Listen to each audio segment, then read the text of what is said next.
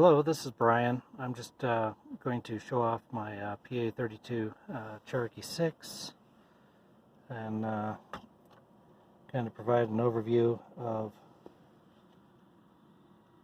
what you can expect. That's 6893.3 basically, and on the hobs we have 6836.4.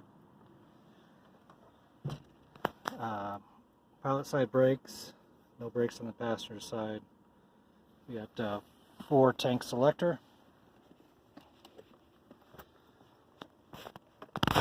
really decent seats. They are flame tested and certificates with the logbooks, and those seats are on all 6 seats. Inside we have the BAS Systems inertia reel shoulder harnesses.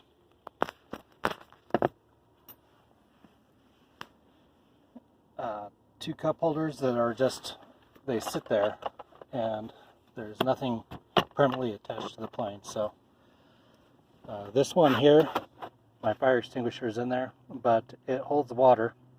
So if you ever wanted to, you could put some ice in there and keep some drinks cold. Windows are tinted with static film, not with any kind of glue. Nice clear sun visors.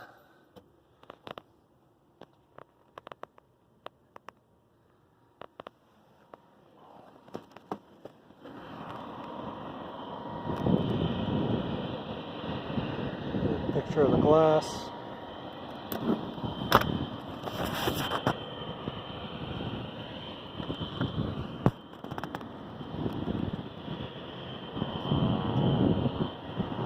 Picture of the front looking back.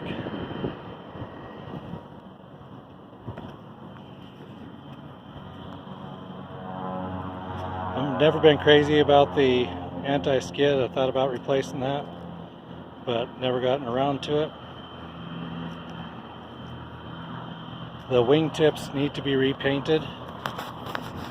You can see the paint is bubbling up to this point here, and that is where the actual tank ends. Moving forward is where the tank is at, and those need to be repainted, and at least to this point here they need to be painted a lighter color.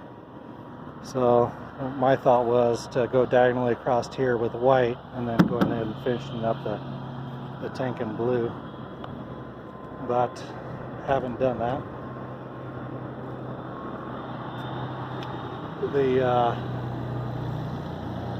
The glare shield, of course, needs work, as in most airplanes. You got your front storage there. I keep some maintenance items in there, and in here I also have some new wing seals for the wing root seals that I've never put on. I've got them, so whoever buys it can get those put in. It's got an 0540 260 horsepower Lycoming engine.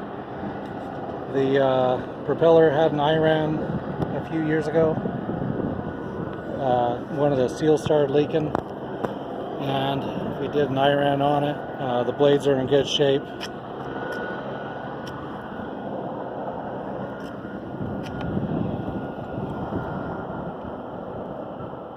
We're sitting right now at about 9.5 quarts, probably close to 10.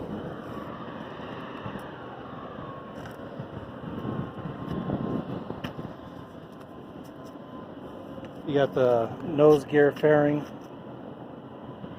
and the fancy gear fairing on the mains.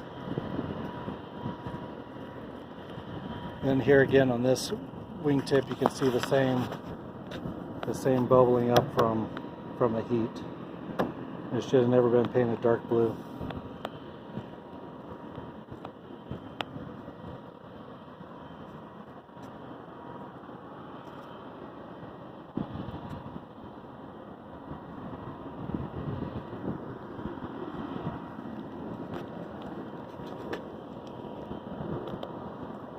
Looking down the the wing here, you can see it's got aileron seals, and farther down you've got the flap seals.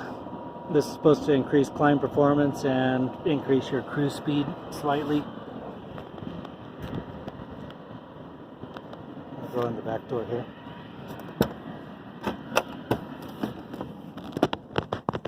You've got a 6-place intercom, that's where the rear seats connect. Get a picture of the floor here.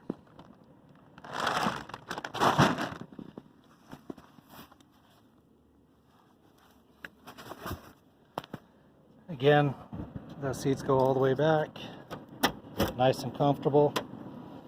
In the back, you have room for 100 pounds of storage, and I think it's 20 pounds on the shelf.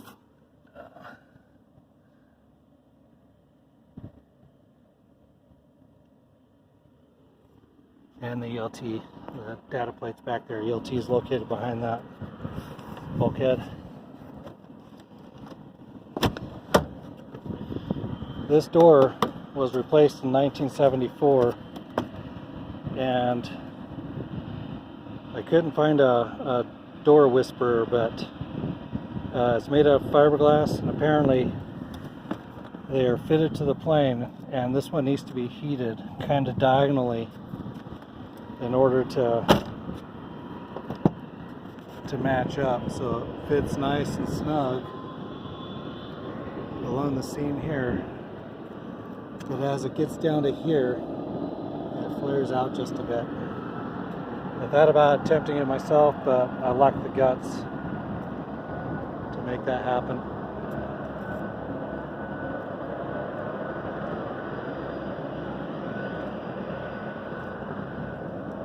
Some of the paint is from 2015, and it was an over-the-top paint job, and it's kind of come off in a couple of places. It's kind of shedding over the old paint, but luckily the old paint is the same paint scheme as the new paint, so it's not really noticeable until you get close to it. I'll show you a piece right here, and it would be fairly easy to fix it. I don't know if that'll show up on the video or not.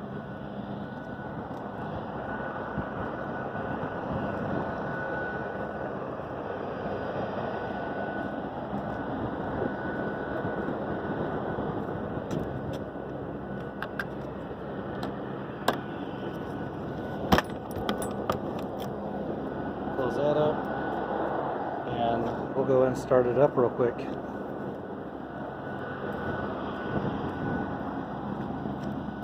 It's been sitting here for a couple of weeks. The engine's cold.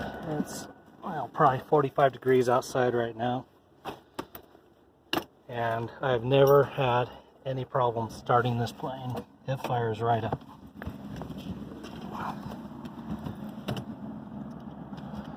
The battery's about 2 or 3 years old also.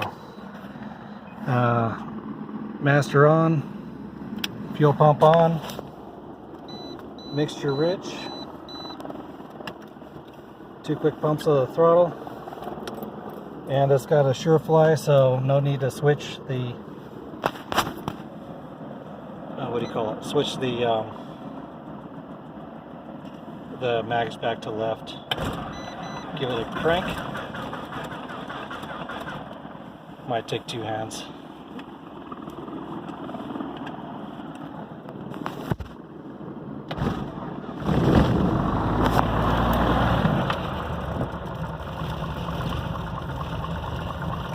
Yep, took 2 hands.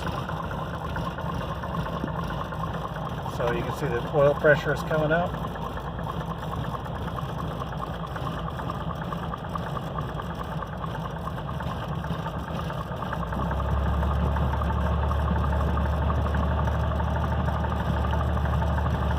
And I always like to lead it out immediately. I like carbon fouling and lead fouling on the plugs.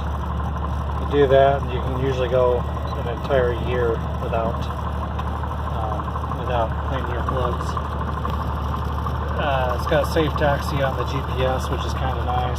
I think that's called safe taxi. At least it points out the runway layout, the airport layout.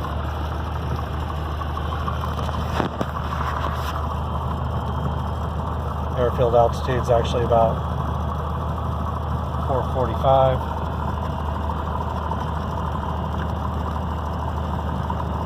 And like I said in the post, it's all steam.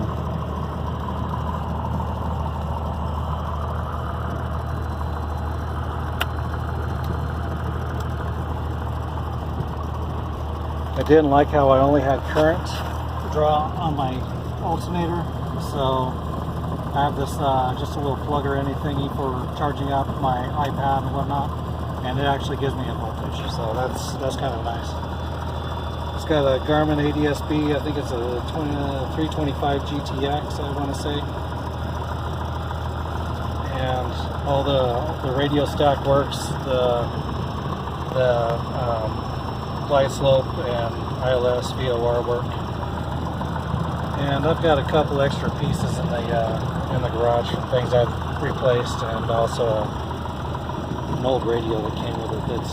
I don't know if it works or not. So next video, I'll go ahead and show you flying it.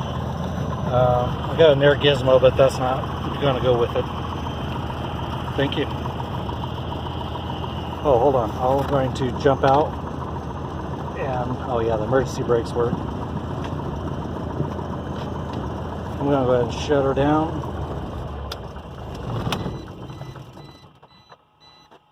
And we'll turn on the landing lights and the rotating beacon, and we'll turn on the nav lights. And I don't know if that'll show up in the video, but the interior lights work. And they do a pretty decent job of illuminating the gauges.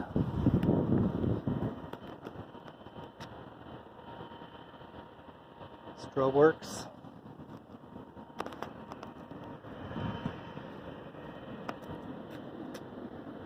Landing or navigation light. Landing light.